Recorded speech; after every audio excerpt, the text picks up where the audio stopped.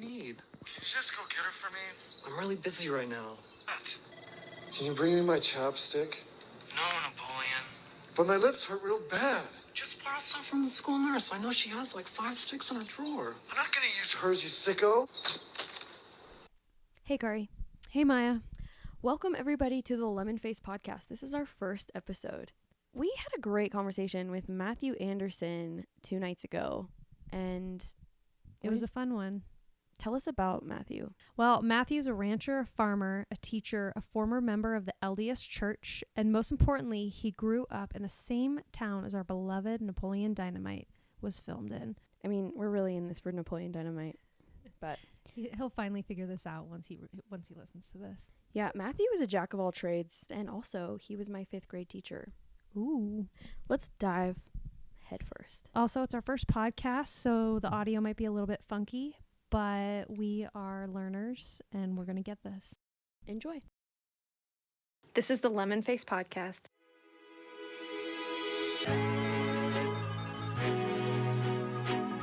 Lemon Face. It's so chaotic. Curiously fresh conversations about the world we live in.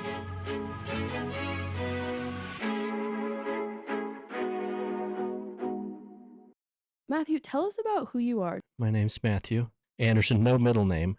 Was born in Tucson, Arizona. My dad was in the military, and we moved a week later. And then we moved back to Utah, which is where all the extended family's from. And then from there, we proceeded to move 12 times before I was out of grade school. So yeah, lots of different things. Before we landed in the place where my mom lives still, in Richmond, Utah, which is part of Napoleon Dynamite, is filmed there. That's the place where they get the burger. It's Virginia? Utah. Oh, Richmond, Utah. No, not Richmond, Virginia. Grew up in the LDS church. Spell that out. LDS. The Mormons. Not everyone knows what that is. It's the not fundamentalist wing. They prefer to be LDS Okay. or Christian. Did you wear cowboy boots or moon boots? Both, yes. Do you know some of the Napoleon Dynamite moves? You know, funny thing about that, he filmed that in one take. There was no practice. Are you talking about Pedro's election? The dance, yeah, on Dance? stage, yeah. Yeah. Could you do an example?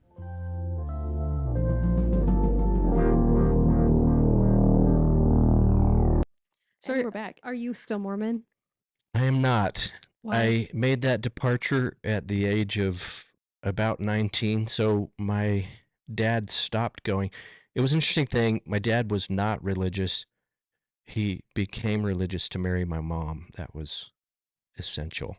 When they got married in the temple. My dad taught me everything that I knew about the LDS church when I was young. I was probably 10 or 11 when he stopped going to church with us, and he had leadership positions within the church. So, you know, we grew up, all of us going to church together when I was young, but then he stopped going. So my parents they did divorce when I was a senior in high school. It was really hard for my mom.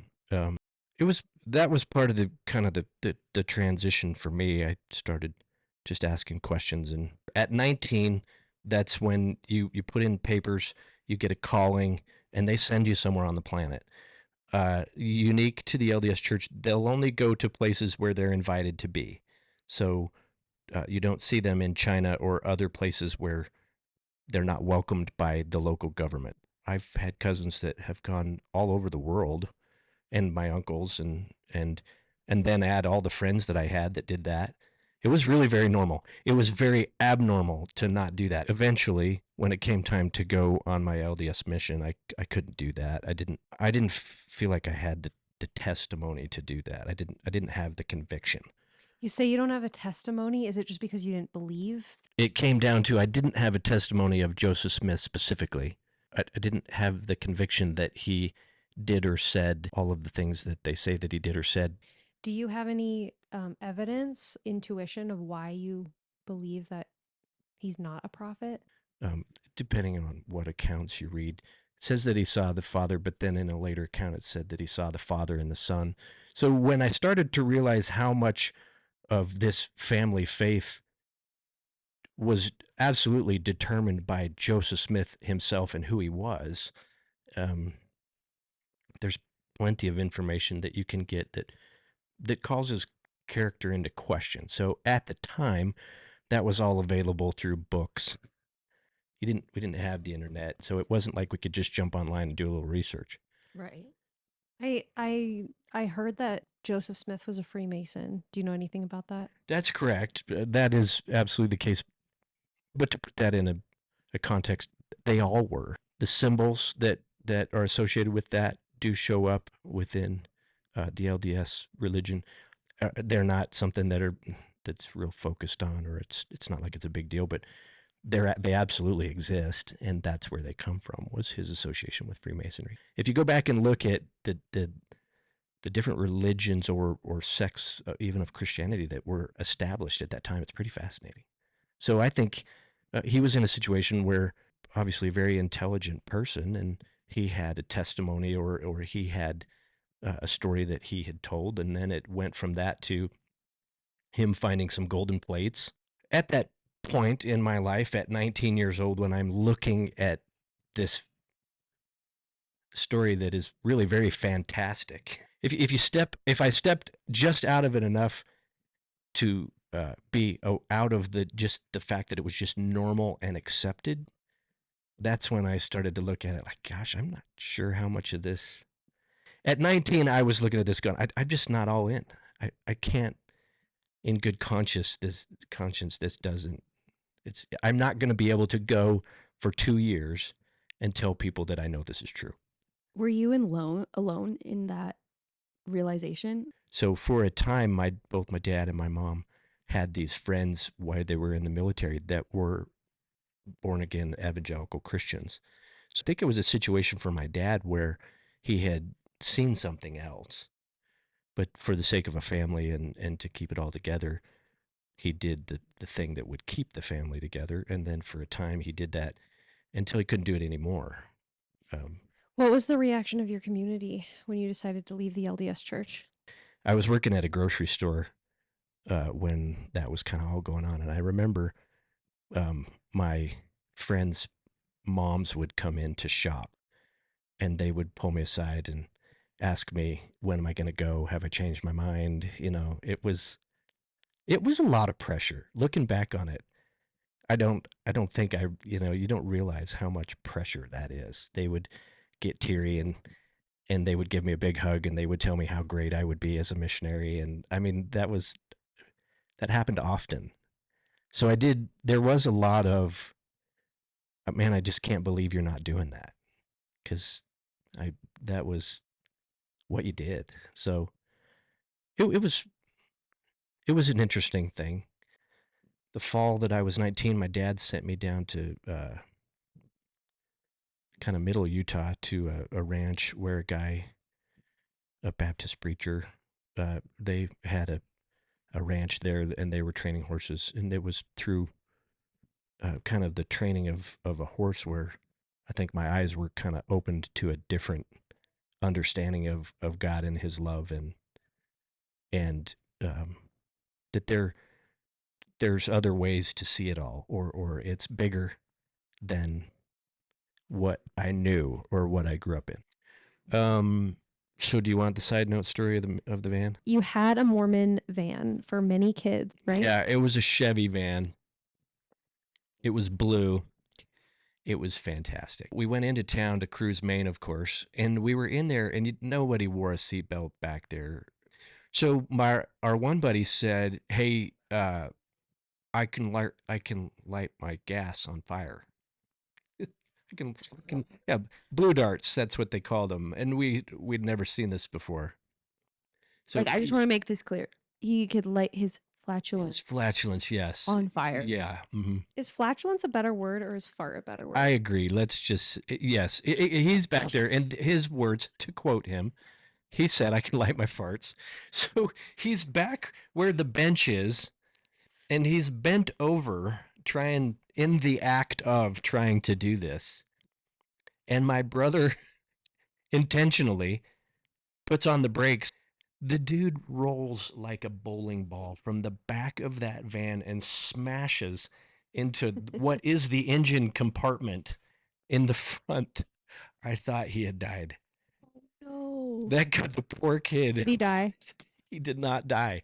That would have been really. He did not die. Since he didn't die, did you try it as well? No, I've never. But I have seen it. It works. I can try it right now. It's real. Let's just take a break while we go drink. And we're back. It works. Right? When I think back on my childhood, I think of Napoleon Dynamite not the same way you do, but in the sense that that movie was iconic in how it changed cinematic history. When Kip and Uncle Rigo meet at it's called Big J's in the movie, but that was Jed's Burger Bar when I was a kid. So when I was a farm boy, I worked for a dairy across the road growing up. So we landed in Richmond when we lived there, and that little burger stand was Jed's Burger Bar when I was a kid. So I worked for the dairy across the road, and I was 14, and we would go down there when we'd get paid. So we had this old 1962 Ford truck. I was 14 years old driving this around. Shouldn't have been.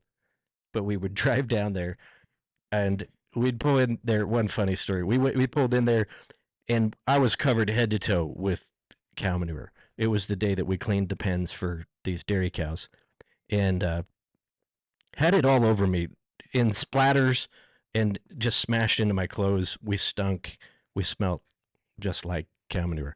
So this old lady was in there that we knew, and she greeted us when we came in. She was kind of a grouchy old lady, but we sat down and we ate our burger. This was before, I remember before they put bacon on burgers back in the 1900s. And we went in and we were eating, and I took a big bite, and some mustard dripped from my big burger onto my shirt. And I tried to wipe it off. Oh no. Remember, I'm covered in cow manure. Covered. It was all over us. And we get up to walk out, and this old lady looks at us in disgust, and she says, "You got your food on your shirt. You can get it all in your mouth." Did you Right go in to there. that high school? That's in Napoleon Dynamite. That high school was Preston High School, which was kind of a rival. They were in Idaho, so that's maybe 20 minutes away. Wow. They were kind of rivals, but the Jed's Burger Bar is, well, it wasn't Jed's, it was Big J's in the movie, but it's in Richmond. So my brother and my sister both worked there. What does she look like? She's got sandy blonde hair. She's pretty good looking face. You can go to that Big J's, and they've completely remodeled it now, and they have this little Napoleon Dynamite shrine on the wall of the little action figures and pictures from it, and a little note that somebody's signed. So it's crazy. Why remodel iconic? Great question. What about Napoleon's house? Where Good is that? question. I haven't been down that road in a while, but we used to Is go it right real- down is it that. a real house with real llamas.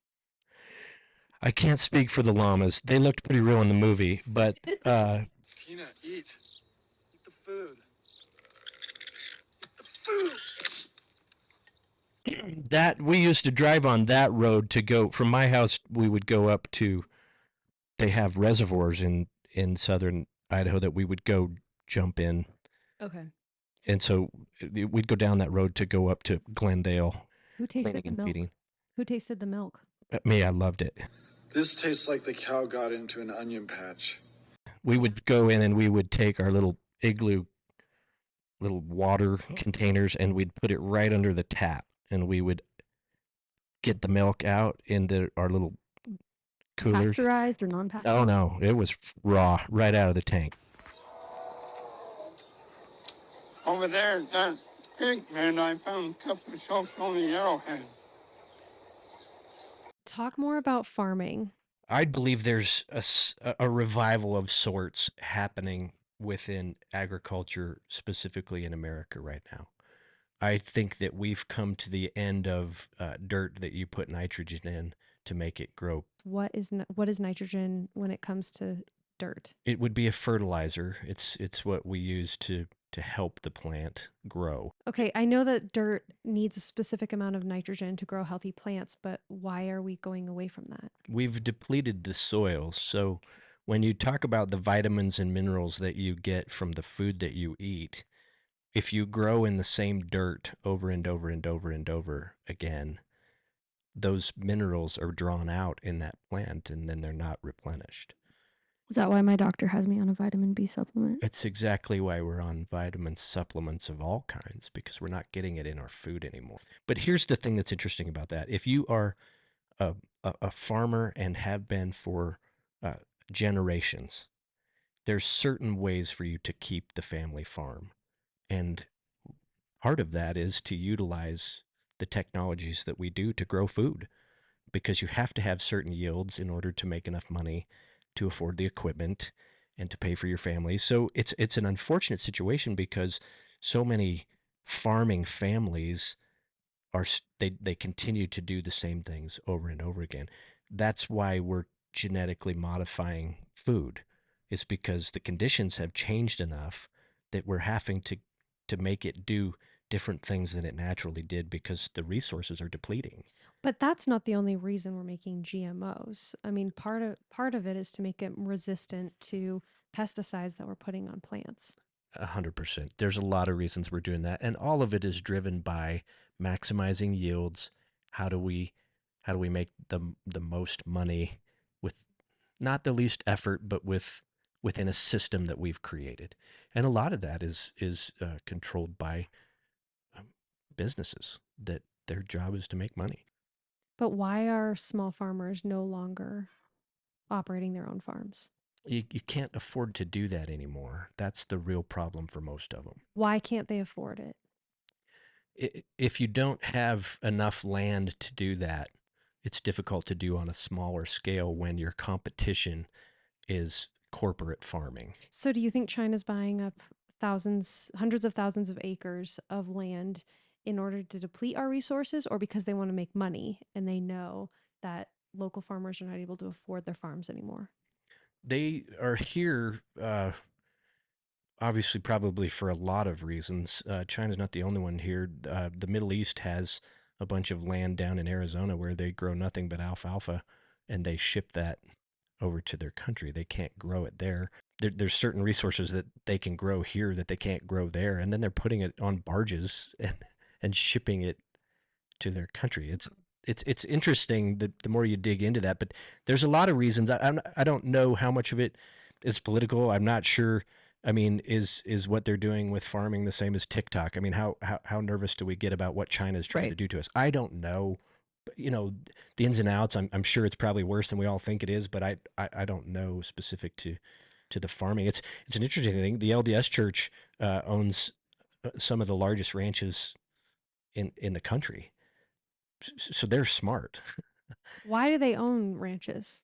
so that they can control their own food sources. Okay. If everything went down or if they needed to band together, they're absolutely great at taking care of each other and taking care of their group of people.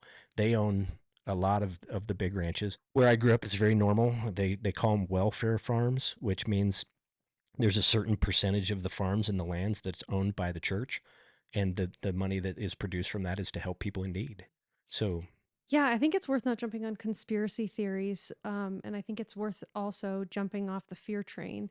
But I also think, especially in our generation, we've had everything taken care of for us. I mean, mhm, we've been a very privileged generation, mhm. but I think it's worth caring about what's happening to our food supply. You're going to have to do what an educational system did a very poor job of training you in, and that's asking all the right questions. If we do not return to problem solving and critical thinking, and how do we think about this differently to adjust to what the realities are, that will be very crucial. As a teacher, how would you teach on a national scale kids how to critically think? You can look at how Finland is doing this, making sure that they raise kids to ask good questions. It has nothing to do with can you regurgitate information that I gave to you. It has everything to do with um, are you asking the right questions? And so you see what they're doing there. We were in Rwanda, and it occurred to me, I was a senior in high school when the genocide was happening in Rwanda. And I was thinking, we're over there and we're trying to help them with their education system. And this whole time in my brain, I'm thinking, please don't do what we're doing, because in my lifetime, your kids had to stay alive without parents. It's a legitimate question. How many kids in America could stay alive without their parents? Let me ask you an even different question. How many adults in our country could stay alive if the fuel system or the food system, if it stopped? How many people could stay alive? Whether or not this happens shouldn't be the question. It's if there is a chance that it could happen, what would we all do? I agree with what you said. How do we stay off the fear train? That's not what I'm saying. I'm saying, why are we not being critical thinkers? Why are we not asking these questions? Why do we go on about our lives every day like nothing could ever happen to us? Are we being smart? Are we taking care of our families? Are we taking care of one another? We've made everything about competition. And we have lost what the Jews have believed for generations, which is, hey, we're in this together. And if we don't do it together, we don't stand a chance. Without becoming a communist society, how can we make it all in together? Taking care of each other would be like a mercantile system. Is that what you're talking about?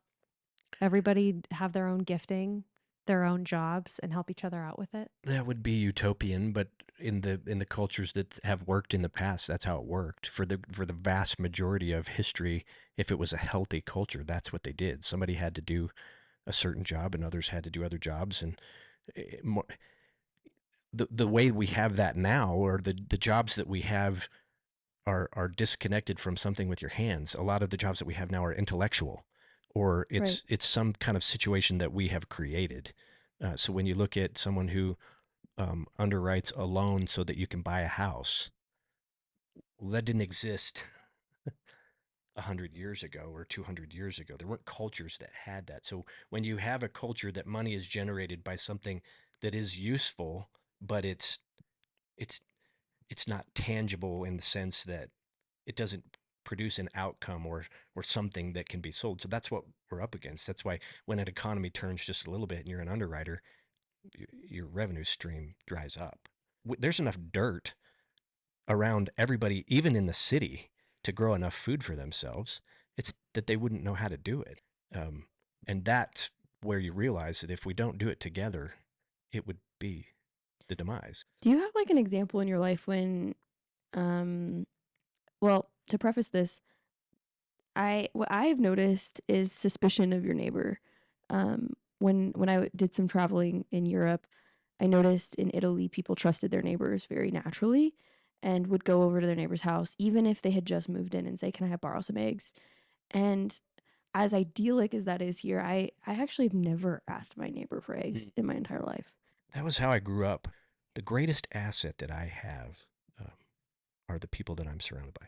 However much we talk about how bad it could be, we have to make sure that we're also acknowledging how great there are really great ideas that are around us.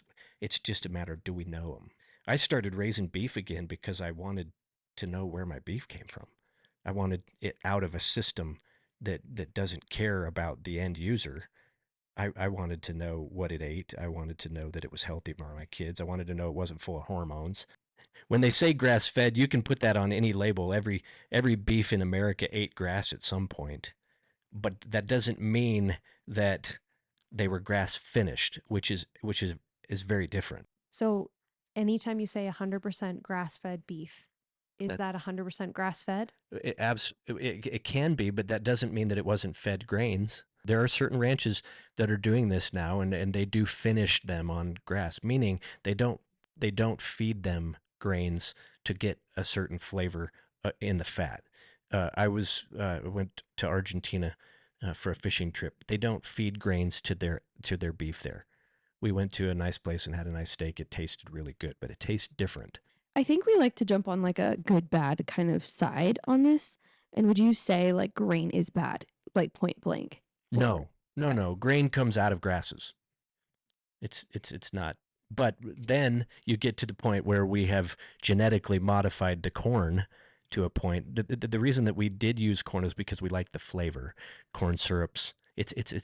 You're adding a flavor to the beef that then you've got the population used to, and so to switch to something that is not grains finished, it doesn't taste the same. So if we were to go to the store right now, what kind of meat should we buy? That's within that system and what you can get at the grocery store. My argument is the best beef you could buy is what I produce because I know what it ate. I know that it never got a needle in it. I know that it wasn't given a whole bunch of shots for um, diseases that it'll probably never get. I know that it wasn't given a growth hormone of any kind, which is not regulated, by the way. It used to be that ranchers could give a growth hormone, and so they would give the prescribed amount. Well, all of a sudden, when you realize what that will do to your beef, all of a sudden they're giving them 2 and 3 times the doses that are recommended. There's no way that you can know that that's happening or not happening. So it comes down to the integrity of whoever's doing that. And I would love to tell you that all of the ranchers out there, but when you break it down to you've got to make the money, they're going to give them more because the pounds are what you sell them by. You sell them by weight. So you don't know what you're eating when you go into Safeway and you buy any of it. What about vaccines for cows? It's not something I want because we're vaccinating against something that they probably won't ever get. If they get sick and I give them an antibiotic, which is rare, I've probably done that. I could count on one hand the number I've done that in the 10 years I've been doing that because there's other ways to keep your cattle healthy. So if you can't trust a label and you don't always know where your beef comes from, where do you buy your beef? That's part of the revival that's happening. You will start to see increased amounts, which is already happening, of small producers like myself that are raising the beef, and you're returning to a system of integrity where what I say I'm producing is really actually what I'm producing. It's going to be the return to the small town butcher. It's going to be the return to the small town baker because it's going to get to a spot where all of that matters to us enough. And none of this will change until a majority changes. Have you seen something work that that you would ask someone who might be different than you to consider? Truth has to be what you're seeking. This is why our country is in competition with itself. Because exactly like Maya said, I have to pick a team. Who's your team? Well, then once I pick my team, I quickly know who my enemies are or my foes are. and that puts me in direct contrast with them. So it's no longer about truth. It's about what side did you pick. And if we go back to what we had said earlier, if it's problematic to just do what everybody else is doing, then you have to get back to saying, well, what questions do I need to ask so I'm not just doing what everybody else is doing? What am I willing to give up for the truth? What is something you are curious about in this world? All of it. I'm curious about all of it. I love to sit and watch the nature movies. I watched one the other day, and I remember looking at it thinking, I'm not even sure. Nice conclusion and nice story, but how are we getting that information? How much of this stuff are we making up? Have you seen, it's like a prehistoric journey. It's on Apple. It's exactly the one I was watching. When information's being said or people are talking about certain things or things are being presented as absolute, I think it sounds made up. How much of it is and how much of it isn't, I don't know. I'm not a scientist. I'm not a paleontologist. I don't know what they know about that stuff. But here's the deal. We've set up a culture that if you have a PhD, you can say it and it's true. On top of that, the things that I get real jazzed about normally has something to do with spirituality or religion or our search for what all is out there. Some of the most fascinating things that I've seen as of recent are the images that we're getting back from the new telescopes, because I think all that stuff's tied together. What's something you learned about that kind of like blew that spiritual world up, or something that you were like, this is really interesting to me? I mean, once you open it up, it's what I told you when you were 10. If God's not getting bigger every day, you got the wrong God. If who that being isn't greater and greater and greater with every day that goes by. If you're not seeing him in the people around you, if you're not seeing him in the trees as you drive by, if you're not seeing him in the heavens when we look, if you're not seeing him in the stars, if you're not seeing him in people, if you're not seeing him in your interactions, if you're not seeing him in your parenting or in your schooling, you're missing it, because it all comes to you in the context of life, and that's how it's supposed to be. It's the human experience. I've got something to learn from everybody around me in every context. Has there been something you've learned from someone with a totally different perspective? We went to a Hindu temple, and there was a gentleman there, and I remember just the peace that he had. He was just okay being who he was, and he was secure in it. There was nothing about this man that believed anyone around him had it wrong. He just was at peace with who he was, where he was, and from that he had a genuine desire to just share that peace. It wasn't the sharing of a philosophy. It was not the sharing of a religion. It was the sharing of something that he truly had come to peace with, which was peace. Um, and then you start to look at it and say, why is that not the case within the faith tradition that I'm in or have grown up in? Why are we missing these kinds of things? Not many cultures in the past believed that truth came exclusively through intellect. It was much greater than that, which is an interesting thing. What advice would you give someone who's thinking, man, I've never been able to have access to my own heart the way that I think I should. I've just been trained in my head. I think first I would say, back to what we were talking about earlier, there is something greater than us that's willing to help us. That is the beauty in the Christian story. It's back to the things that I want to be true. I want to believe that we are actually indwelled by that which made us, and that is actually believing that it's pivotal. The culmination of the Christian story. It's an interesting thing, because if you read the Bible that is so important, you have a Savior that makes us clean, but then we've even disconnected Luke's account of it from his gospel and what he wrote in Acts. We separated it. It's one continuous story. Jesus dies, he ascends, he opens their eyes to understand the scriptures, and then it talks about this helper, the Spirit that comes. We're so disconnected from the spiritual side.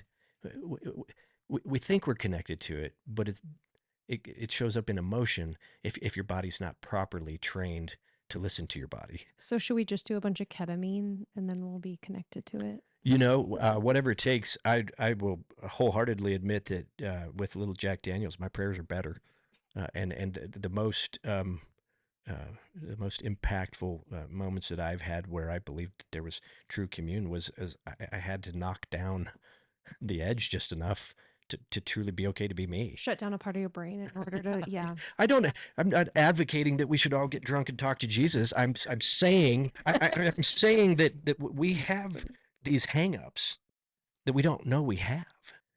And we're doing next to nothing about what are these hindrances that are keeping me from more love, more life, more freedom. That is what God wants for us.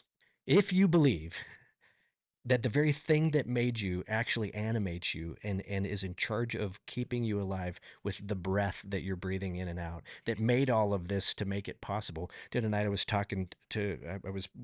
with my daughter looking at photosynthesis and how we're in partnership with plants. If you can't see a divine purpose for all of that, you're missing it. What is it that's keeping us from that? And that's the problem is, we go to church every week and we sing our songs and we do our things and somebody talks at us. But I'm not saying that's a bad thing. I do it and I enjoy it. But let's ask the hard question. Is that getting people where they need to go in freedom and love? If it says that by your love I'll know you, boy, I have to say Christians are not great at the love in general terms. All of heaven is available to us, and it actually wants to live in us and animate us and help us do that. What's keeping us? And normally it's some kind of intellectual hiccup or us going at our Christianity 100% from a cerebral state of being. That's what keeps me from more freedom and more love. It's really good. Well, I think we could end it there. Any other final thoughts? Did I give you enough useless information? There's the guy that plays Napoleon. John Heater? Yeah, next time bring him. I bet he's fun to hang out with. You know, here's what you got to realize, though. The guy's aged. He's 20 years older than when that was made. I can't believe it's been 20 years. John, if you're out there, you can email us at lemonfacepodcast.com. We'd love to have you on the show. That goes to anyone who has questions, comments, or concerns. Or you can Instagram us, DM us. Smash the subscribe button. You're just jealous because I've been chatting online with babes all day.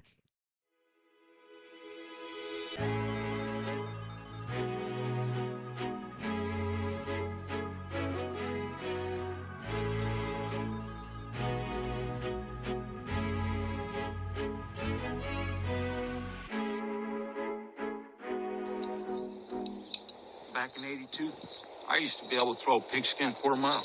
Are you serious? I'm dead serious. Watch this.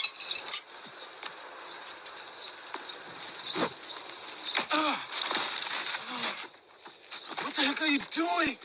That's what I'm talking about.